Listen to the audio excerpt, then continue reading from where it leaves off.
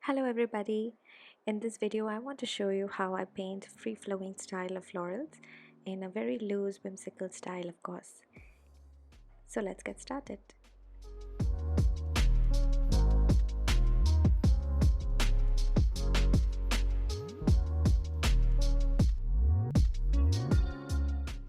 I'm using Indian handmade cotton paper here, and my painting is elevated on a desk easel.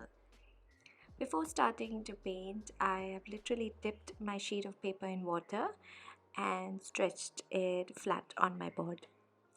I wanted to paint wet and wet here, and my first layer of color is quite diluted and watered down.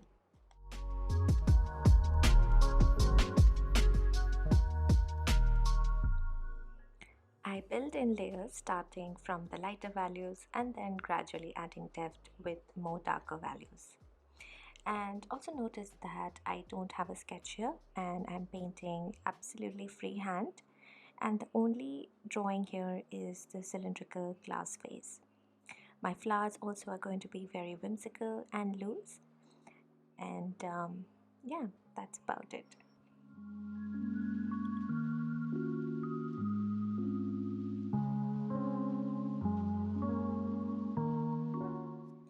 At this point, I was trying to paint in some dark stems inside the glass vase, but the more I was trying, I did not like the results.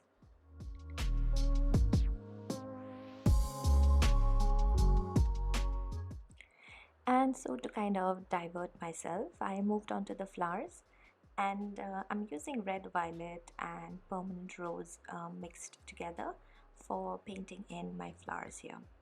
And what I did is after adding in my flowers, I'm using plain water with another brush and just kind of softening the edges of those flowers.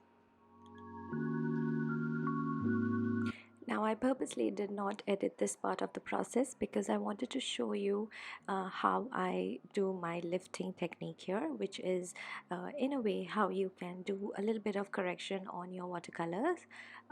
So this is basically, I rinse my brush and then I blot my brush dry, and then I use the brush head to kind of lift off the wet paint, and that's one of the techniques, and which is very popular among watercolor artists.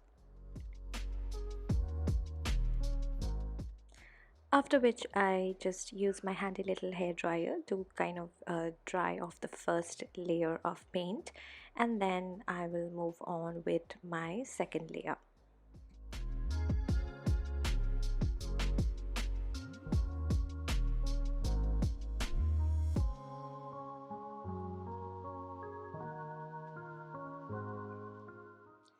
I love the combination of blue with magenta pink, and so I'm adding a cerulean blue mix with a touch of cobalt to paint in a table surface, and then layer it again with some ultramarine deep.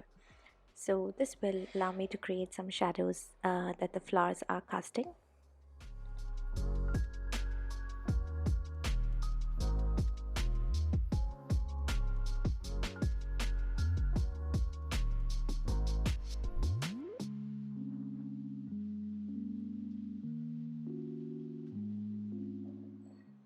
Now this is my second attempt to paint in those stems, and hopefully this time I got it right.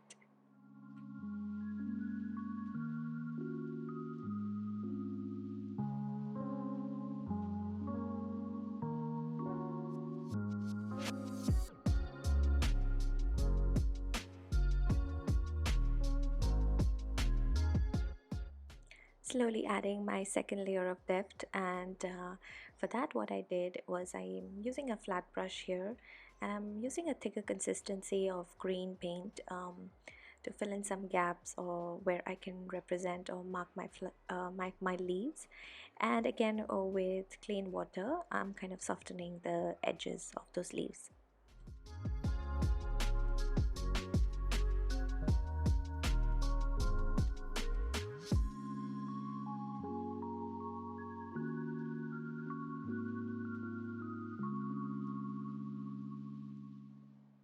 Now, because I love painting light and shadow in my paintings, and which is why I wanted to emphasize the light coming from the left, and I wanted to darken the areas towards the right hand side, especially towards under the flowers, the bottom area.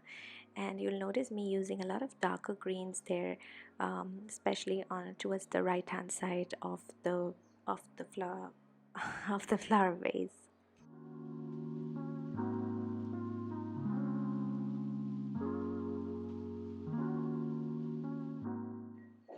With a little bit of burnt sienna mixed with green, I'm adding tiny centers of these flowers, and this actually is was a very interesting step for me because I could like slowly see that the flowers were coming alive, and that kind of really changed the whole perspective of the painting.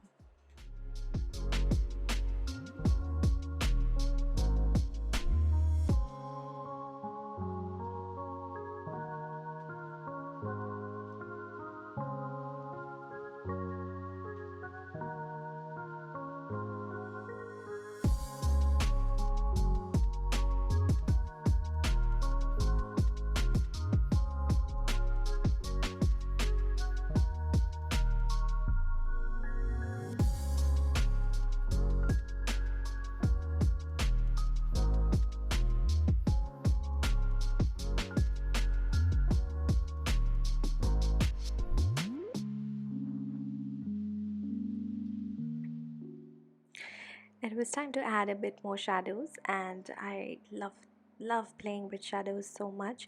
And here I'm mixing a bit of indigo with a little bit of ultramarine deep, and I'm creating those very whimsical shadows just right under the flowers, and keeping in mind that they need to be mostly towards the right hand side. A few magenta splatters as well here and there towards the top portion to keep it a bit more interesting.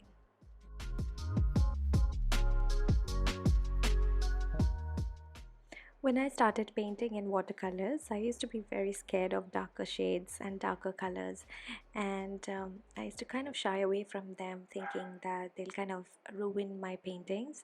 But as much as I kept practicing, and I realized that sometimes you need those beautiful dark areas, they kind of really help your paintings pop out and makes it so much alive.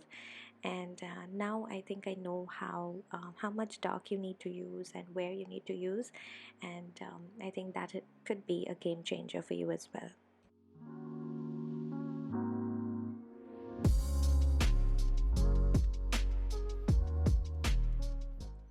And this was actually the last step of this painting, and I know usually whenever I want to do this, I usually use my gouache paints or acrylics, but I was kind of lazy to take out my gouache paints, and so I'm using an oil pastel here, a white oil pastel, and to kind of add those sort of add a few highlight areas here and there.